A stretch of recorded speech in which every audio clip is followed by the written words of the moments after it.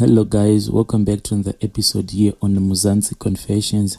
I want to share with you the latest confession that I received and also thank one of our admins who translated this message into English so that everyone can understand. Let me read the message for you. It read like this. Hello, I heard the confession that was posted on your channel. I also want to tell you my own story. Me and my children, we almost died in the fire. It was one beautiful morning. I was at home with my two kids. My husband was not around since he was working at that time. Me and my husband, we used to stay in a 3-bedroom apartment in East Rand, and we were using 2 bedrooms. In the other bedroom, we had decided to put a tenant so that he could help us with the rent payment and other bills. My husband was an Uber driver and he would make enough money that was enough to sustain us, but because of his infidelity, he was not able to sustain the whole family because he had a lot of girlfriends, and also he is not a family man. His girlfriends were uncountable. He believed that a man is seen by his scars, and according to him, his scars were having affairs with different women. He made sure that any woman that used his Uber car, he had to get her number and end up dating that woman. Each and every month, I would have different infections due to his unfaithfulness. When he started this Uber job, me and him, we had decided that this was our way out of poverty. We had even a little book whereby at the end of the day, when he came home with the money, we would sit down and write each and every trip in the book. But in the end, I saw that if he comes home and he tells you that today I had 30 trips, but the money that he was going to show to you, maybe it will be just the money for 20 trips. The rest, he will be just giving women free rides. Because of that, all I can say is that we never had a fancy life, even though money was flowing in. Money was going into his pocket, but the moment that he spoke with a different woman, money was just going out.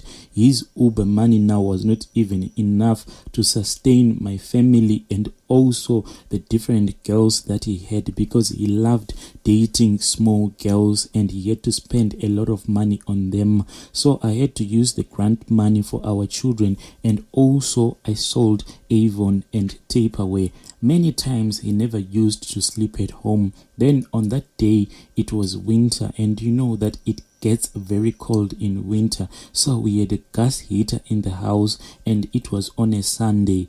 I woke up, and as he was bathing, I saw nude pictures that were sent to his phone by a very young girl. Let me say that she was about 17. My heart was very broken, not because he was cheating on me, but because he was ruining the life of an innocent girl. I quickly took her number and I called her, and I told her to run with her life because the guy he was dating was a married guy, and I had recently tested for HIV and the results came out positive. He himself, he refused to go to the clinic with me, because when I went to the clinic and I got tested HIV positive, they told me that I should bring my husband so that he himself also can get tested and begin the treatment as well. But when I told him that at the clinic I was told that we should come back together, he laughed and he told me that I should worry about drinking my own medication and not mind his business.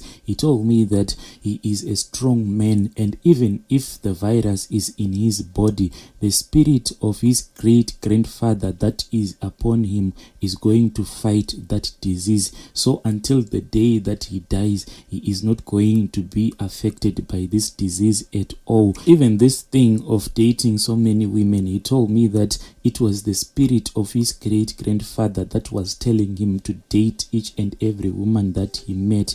In his car, there were so many herbs. He drank so many pills, and these were sexual pills, those that can make you perform better in bed. So maybe that is the reason why most of these women came back to him, because his car was like a pharmacy. It was filled with these pills that you get at the Indian or the Chinese shops.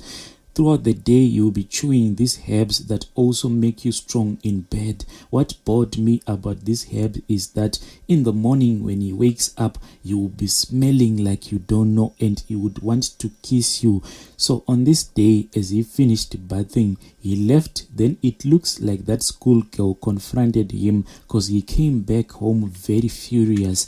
He started to hit me, and this was not the first time to be beaten by him, so I didn't care anymore. However, on this day, my kids were present. The most painful thing is to witness your mom being beaten.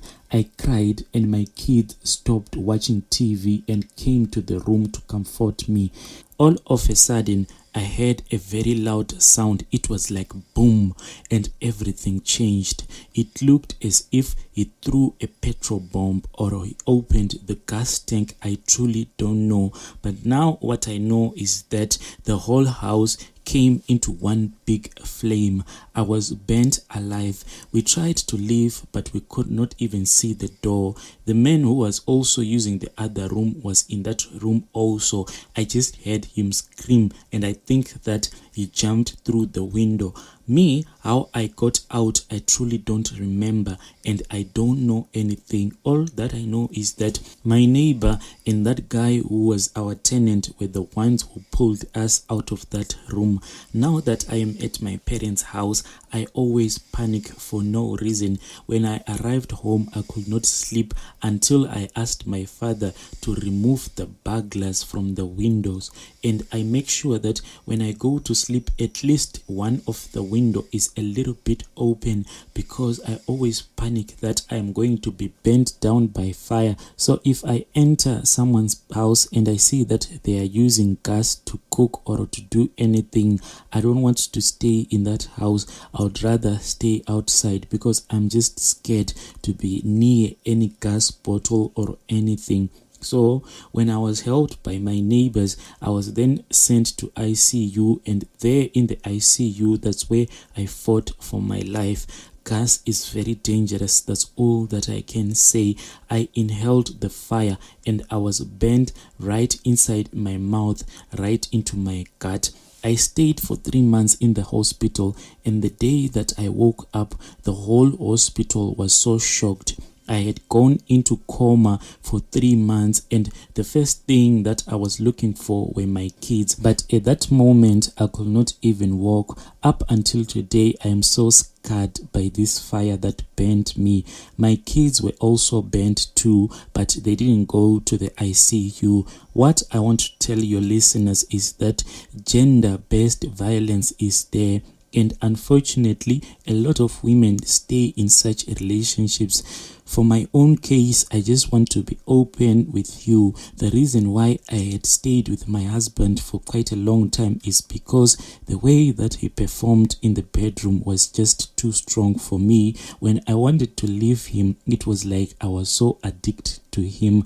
I kept on going back to him because of his sexual performance, and he himself, he knew that he was good in bed. So each and every time that we had a very big fight, or maybe after he had finished beating me up, he will take me to the bedroom and perform for me that in the end I'll end up smiling. So my brother, I'm hoping that if there is anyone who is going to listen to my story and they can relate to each and everything that I have said, if your partner is cheating on you, whether you are a woman or if you are a man, just find a support system that is going to help you out, get out of that relationship. Do not try to fight with your girl who is cheating on you, or do not try to fight with a man who is cheating on you, because once a person starts to cheat on you, they are not going to stop. No matter how much you fight, they will keep on cheating on you. Take me for example. I don't know how many phones I smashed. I don't know how many things I broke in the house, asking him why is he cheating on me. But look at my situation right now. So my advice is that please, if someone cheats on you and they keep on cheating on you, do things that are going to make you happy in the end. Fighting is not going to bring you any happiness. That was a story right there from one of our listeners. She said that she is also our listener here on YouTube. She said that gender-based violence is there, and unfortunately a lot of women stay in such relationships. So if you are faced with this situation whereby the person that you are with, whether it's a woman or a man, if they keep on abusing you, please speak to your family. Make sure that they help you. I know that it is very hard for someone to say that today I am going to get out of this relationship, but if you are being abused, I think it's high time that you take a decision.